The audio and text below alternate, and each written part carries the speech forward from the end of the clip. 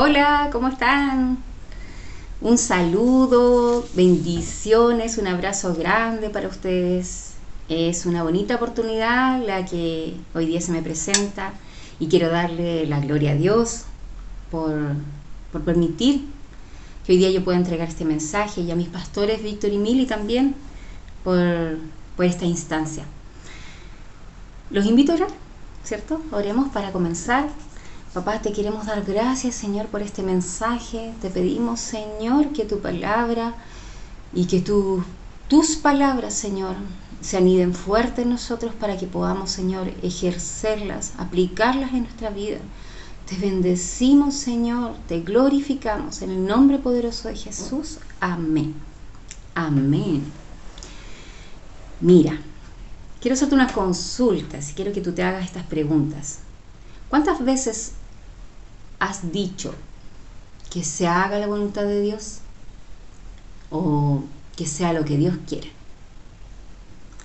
¿Cuántas veces has enseñado que la voluntad de Dios es buena, es agradable y es perfecta? ¿Cuántas veces tu zona de confort ya no está siendo tan confortable cuando tienes que someter tu vida y tu vida completa a la voluntad de Dios? Interesantes preguntas, ¿cierto? La palabra de Dios en Romanos 12:2 dice: no se amolden al mundo actual, sino sean transformados mediante la renovación de su mente. Así podrán comprobar cómo es la voluntad de Dios, buena, agradable y perfecta. Es algo que nosotros recitamos muy seguidamente, pero cuando nos tenemos que someter a la voluntad de Dios, ¿podemos realmente entender que es buena, agradable y perfecta? La palabra aquí dice: no se amolden al mundo actual, porque justamente es el mundo el que nos tira, el que nos seduce a pensar como ellos, a pensar como el mundo, a tergiversar lo que Dios quiere para nosotros, lo que Dios quiere para tu vida. Entonces hay una lucha constante en tu mente con lo que tira, con lo que atrae, en contra de lo que dice Dios, en contra de lo que quiere Dios para ti. ¿Por qué? Porque somos de naturaleza pecaminosa, porque en nosotros está esa naturaleza pecaminosa, ¿cierto? Desde el tiempo de la fundación del mundo, cuando entró el pecado, esa naturaleza pecaminosa nos persigue, ¿cierto? Y ahí está la lucha. Cuando somos llamados por el Señor, cuando empezamos a caminar en Cristo, esta lucha se hace más fuerte. Porque el enemigo siempre quiere sacarte del propósito.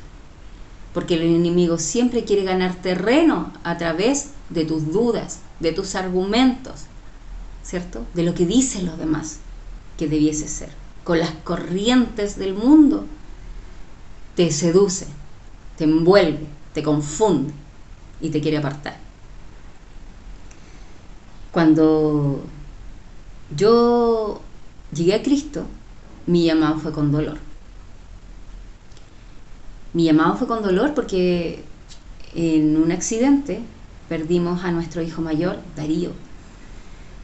Y yo recuerdo muy bien que en los últimos minutos de vida de él, yo clamaba de rodillas, destruida, con esto que estaba viviendo y que no podía asimilar que podía estar sucediendo. Lloraba y clamaba al Señor y le pedía: no te lleves a mi hijo, por favor, no te lleves a mi hijo. Pero hubo un cambio en mi oración, hubo un cambio en mi petición, porque yo no estaba orando, yo estaba rogándole como madre y desde mi dolor que no se llevara lo que más amaba. Y hubo un cambio, porque yo empecé ya a pedirle al Señor. Cuando yo entendí que esto no iba a tener vuelta atrás, le pedí que si yo no iba a volver a ver a mi hijo caminar y sonreír y verlo como antes lo vi, que se lo llevara, que era de él y que se lo llevara. porque yo no iba a ser capaz de soportarlo. Se hizo la voluntad de Dios, Él partió, pero esa voluntad ya no me estaba agradando, ya no estaba siendo agradable, ¿cierto? Estaba doliendo, me estaba desgarrando, y ese que sea lo que Dios quiera ya no estaba siendo tan así, porque ya no era para bendecirme, según lo que yo veía, ya era para destruirme por completo. Bueno, y así pasaron los días y mi lucha en la mente era constante. Se me confundía la realidad, la ficción. No sabía en qué momento iba a despertar de esta pesadilla, porque no sabía realmente si esto era real. O sea, es una lucha mental donde realmente sentí que me iba a volver loca. Tuve que rendirme, no tuve más opción, y le pedí a Dios que, como yo ya no podía entender esto, no podía aceptarlo, que me mostrara entonces cómo iba a poder yo continuar, porque no estaba pudiendo. Me sentía rota a cuadritos y me rendí. No podía luchar más contra el Señor, y peleé mucho con Él, cosa que no me enorgullece. Pero cuando ya dejé de pelear con mis fuerzas, le pedí que Él hiciera, que me mostrara qué y cómo iba a poder salir de esto. Y así han pasado los años y Dios me ha mantenido en pie para gloria de Él. Él puso gozo en mí nuevamente, transformó mis lágrimas en gozo, y eso es maravilloso y es impagable, y es una gratitud y una deuda que no voy a poder pagar, creo, nunca. Pero sin embargo la lucha es continua, y sé que tú has vivido, si no es lo mismo, algo parecido, doloroso, menos doloroso, pero una lucha al fin. Y sé también que tienes luchas diarias, y es ahí donde nosotros tenemos esa incertidumbre, esos argumentos para someternos a la voluntad de Dios, que es buena, es agradable y es perfecta. Recuerdo muy bien, en ese año, el pastor Enrique, terminando el año, dijo: dele gracias al Señor por todo lo que ha vivido este año. Y yo en mi mente yo decía: ¿cómo le voy a dar gracias a Dios por haberse llevado a mi hijo? ¿Cómo puedo agradecerle?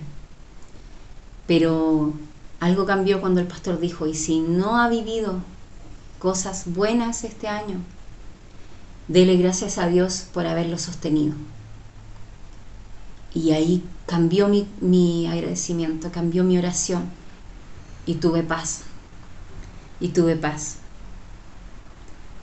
Y como les digo, es una lucha continua de llevar tu vida completa, cada área, a someterse a la voluntad de Dios, a lo que Dios quiere, a lo que Dios nos dice, a lo que Dios nos pide en su palabra, ¿cierto?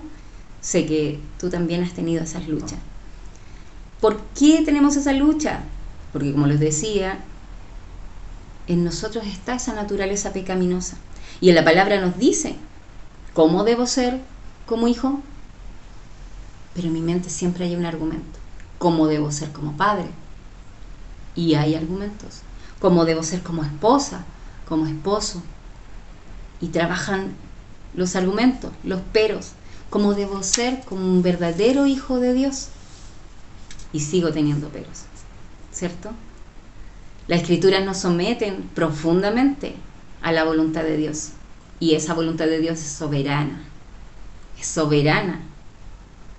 Hay una voluntad de Dios que es la que no conocemos, que es cuando nos hacemos estas preguntas: ¿por qué, Señor, permites esto? ¿Cómo Dios lo permite? Es que no lo puedo entender, porque tu mente, porque mi mente, la mente humana es muy limitada, es muy limitada. Pero, ¿sabes? La voluntad de Dios nunca puede ser frustrada, nunca puede ser frustrada. Él tiene el derecho y la voluntad de permitir lo que suceda. Esta es la voluntad que llaman los teólogos decretiva. Son los decretos de Dios, son sus decretos. Y muchas veces no la conocemos hasta que pasa el tiempo, ¿cierto? Hasta después de que suceden las cosas, recién conocemos cuál era su voluntad. La voluntad que está en los preceptos de Dios es lo que está en su palabra, en sus mandamientos, cómo busco la santidad, cómo debo ser con mi prójimo, ¿cierto? Todo eso, todos esos preceptos están en su palabra. Y en su palabra se nos revela a través del maravilloso Espíritu Santo que ataca nuestra conciencia para querer agradar a Dios y provoca el temor de Dios y me lleva a querer agradarle y me agrado de poder también que agrade también la mente, que agrade a mi Padre, ¿cierto? Pero esta lucha está contra mi carne, que me lleva a hacer lo incorrecto, ¿cierto? Pero también en la palabra encuentro cómo resistir y cómo vencer. Muchas veces nos queremos mentir a nosotros mismos.